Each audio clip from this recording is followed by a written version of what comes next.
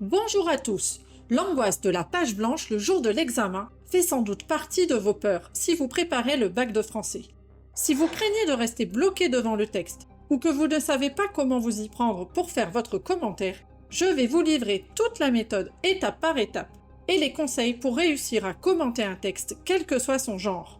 Bien entendu, il faudra apprendre cette méthode et la travailler régulièrement tout au long de votre préparation.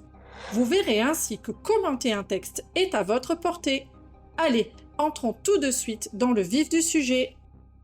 Petit rappel tout d'abord. Le commentaire de texte au bac est noté sur 20 points. Il est coefficient 5 et vous avez 4 heures pour le réaliser.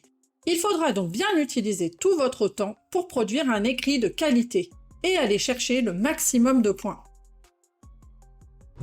Qu'attend-on de vous lors de cette épreuve? Premièrement, vous devez montrer que vous avez compris le texte. Ensuite, vous devez prouver que vous maîtrisez les connaissances pour l'analyser, c'est-à-dire tous les procédés, comme les figures de style et les savoirs en lien avec l'histoire littéraire. Enfin, vous devez montrer votre capacité à interpréter le texte, c'est-à-dire l'analyser, montrer ses spécificités, son originalité. Bref, être capable d'aller au-delà du sens littéral du texte. La première étape essentielle pour démarrer est le brouillon. Je vais vous donner toutes les clés pour vous lancer en réalisant une carte d'identité du texte. Évitez de vous précipiter tout de suite dans la lecture du texte. Gardez la tête froide et commencez par observer le paratexte. Il va vous apporter des informations précieuses, comme le nom de l'auteur ou le titre de l'œuvre. Avec la date de publication, vous pourrez peut-être déduire le mouvement littéraire auquel il appartient. Ces informations sont importantes pour commencer votre réflexion. Pour que tous mes conseils soient plus clairs, traitons ensemble un exemple à partir d'un poème. Ce texte a été écrit par Pierre de Marbeuf et s'intitule « Et la mer et l'amour ». Il a été écrit en 1628, ce qui nous donne une indication sur le courant littéraire. Il s'agit de la période baroque. Sur votre brouillon, n'hésitez pas à mobiliser vos connaissances sur ce mouvement littéraire. Quels sont ses thèmes de prédilection? Quels procédés les auteurs de ce courant utilisent-ils? Ces savoirs vous seront utiles pour analyser le texte. Après avoir observé le paratexte, il est temps de passer à la première lecture de celui-ci et de vérifier que vous avez déjà compris l'essentiel. Pour ce faire, réalisez un résumé en une ou deux phrases de ce que vous avez compris. Prêtez particulièrement attention à la répartition des paragraphes, car il vous indique l'ordre des idées du texte. C'est pourquoi, si vous voulez être plus précis, vous pouvez repérer les 2 ou 3 étapes de votre texte et leur donner un titre. Si vous souhaitez faire l'exercice, je vous suggère de mettre en pause la vidéo, de prendre le temps de lire le texte et de faire le résumé. On peut remarquer 3 parties distinctes dans notre poème. Les 2 premières strophes parlent des dangers de la mer et de l'amour. La troisième évoque l'inefficacité de l'eau sur le feu amoureux. Et enfin, la dernière strophe exprime la plainte amoureuse du poète. Après avoir vérifié votre première compréhension du texte, il est temps de s'interroger sur le genre de celui-ci. Est-ce un récit? Il vous faudra alors observer le point de vue, le statut du narrateur et d'autres procédés spécifiques à ce genre. S'agit-il d'une scène de théâtre? Vous pouvez alors faire des remarques sur les types de répliques, les didascalies, etc. S'il s'agit d'un texte poétique, il vous faudra analyser les vers, les rimes, la musicalité et étudier la forme de celui-ci. Peut-être est-ce une forme fixe que vous connaissez? Ce texte est-il une argumentation? Dans ce cas, il faudra faire ressortir la thèse, les arguments et les exemples. Le texte de Marbeuf appartient au genre poétique. On peut d'ailleurs constater qu'il s'agit d'un sonnet, puisqu'il est composé de 2 quatrains et de 2 tercets en alexandrin. Les rimes sont embrassées dans les quatrains, puis suivies et de nouveau embrassées dans les tercets. Après avoir travaillé sur le genre, il vous faudra aussi vous questionner sur le registre.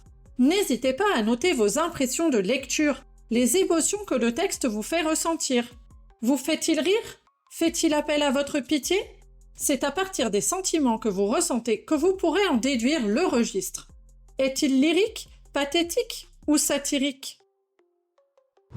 Dans son poème, Marbeuf semble utiliser un registre lyrique, voire élégiaque. En effet, il exprime un sentiment amoureux dont il se plaint, car cet amour ne paraît pas réciproque. Enfin, pour achever la carte d'identité du texte, vous pouvez vous intéresser aux thèmes principaux de celui-ci, en repérant un ou deux.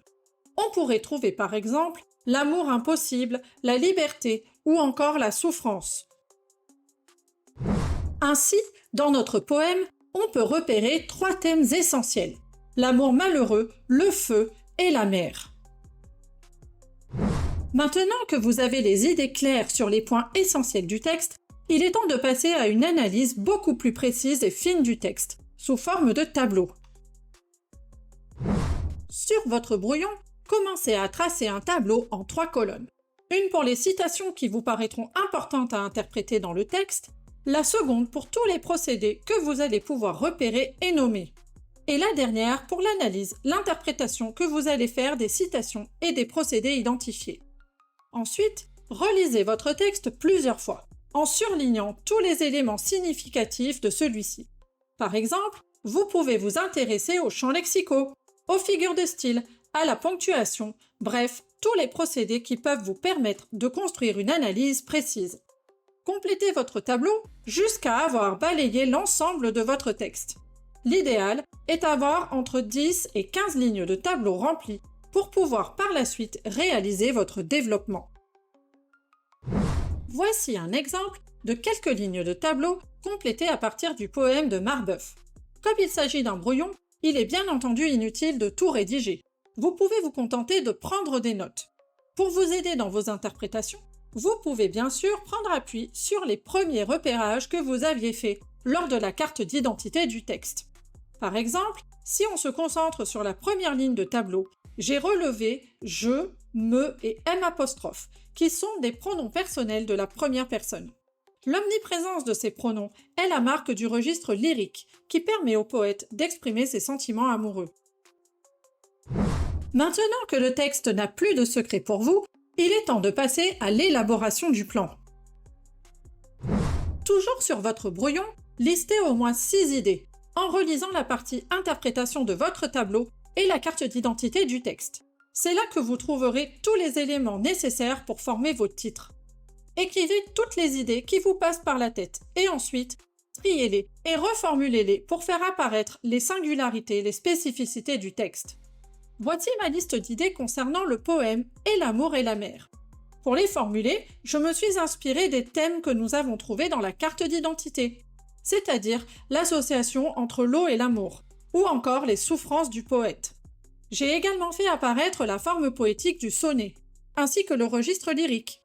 Vous pouviez même vous servir des thèmes propres au mouvement baroque, comme le changement et les éléments. Une fois que vous avez trié vos idées, organisez-les de manière à obtenir 2 ou 3 grands axes qui formeront vos grandes parties, et 2 ou 3 sous-parties à l'intérieur de chaque axe. Pour notre poème, je vous propose 2 axes, 2 thèmes entrelacés, l'amour et la mer. Et dans la deuxième partie, un amour malheureux, une élégie. Maintenant que vos idées sont bien ordonnées, vous pouvez passer à la formulation de la problématique. Celle-ci est très importante, car elle permet de structurer votre devoir. Mais comment la trouver?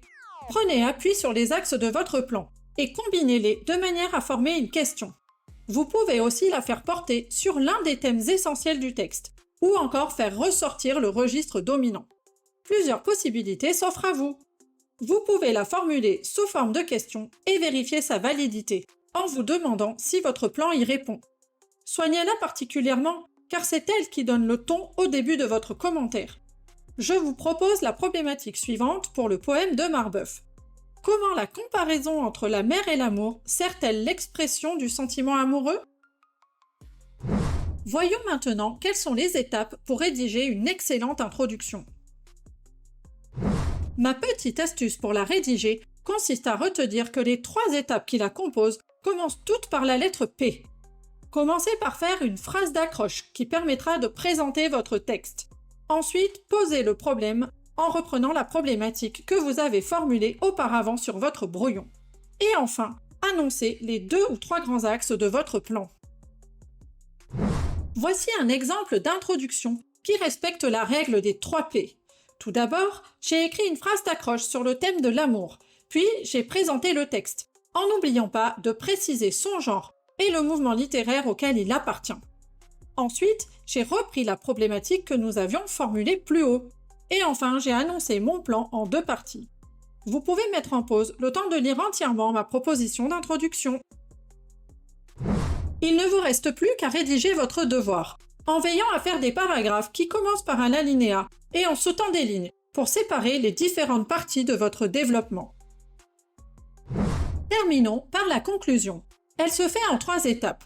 Premièrement, il vous faudra répondre clairement à la problématique, puis dresser le bilan de chacune de vos parties pour en reprendre l'essentiel. Pour finir, vous pouvez faire une ouverture qui élargira votre réflexion vers un autre texte. Celui-ci doit présenter des points communs avec celui que vous venez d'étudier. Voici un exemple de conclusion possible pour notre texte. Ma première phrase permet de répondre directement à la problématique. Puis, j'ai dressé le bilan de chacune de mes 2 grandes parties. Et enfin, j'ai ouvert vers 2 poèmes qui possèdent les mêmes thèmes que celui de Marbeuf. Vous voilà prêt pour affronter l'épreuve du commentaire, quel que soit le texte. Mais n'oubliez pas qu'il faut vous entraîner régulièrement pour apprendre à maîtriser cette méthode. Retrouvez des exemples de commentaires rédigés et des fiches de révision sur mon site internet si vous en avez besoin. Si vous avez aimé cette vidéo, n'hésitez pas à la liker, à la partager et à vous abonner à la chaîne. Merci de votre attention, de votre soutien et à bientôt pour de nouvelles vidéos.